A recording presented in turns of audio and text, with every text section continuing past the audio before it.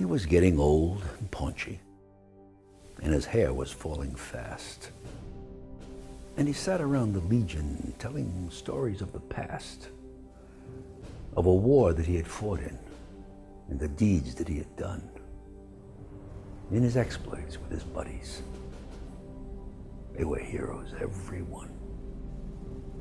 And though sometimes to his neighbors his tales became a joke, all his Legion buddies listened, for they knew whereof he spoke. But we'll hear his tales no longer, for old Bill has passed away. The world's a little poorer, for a soldier died today. He will not be mourned by many, just his children and his wife, for he lived an ordinary and quite uneventful life. He held a job and raised a family, quietly going his own way. And the world won't note his passing, though a soldier died today.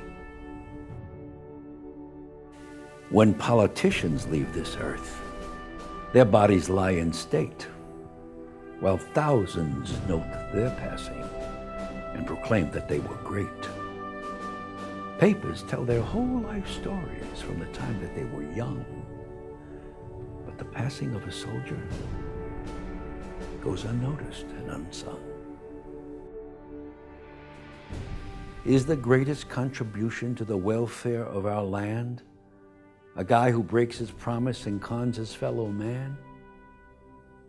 Or the ordinary fellow who in times of war and strife goes off to serve his country and offers up his life? A politician's stipend and the style in which he lives are sometimes disproportionate to the service that he gives, while the ordinary soldier, who has offered up his all, is paid off with a medal and perhaps a pension, small.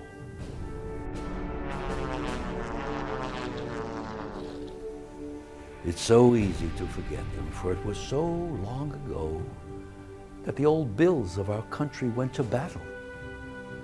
But we know it was not the politicians with their compromises and ploys who won for us the freedom that our country now enjoys. Should you find yourself in danger with your enemies at hand, would you want a politician with his ever-shifting stand? Or would you prefer a soldier who has sworn to defend his home, his kin and country, and would fight until the end?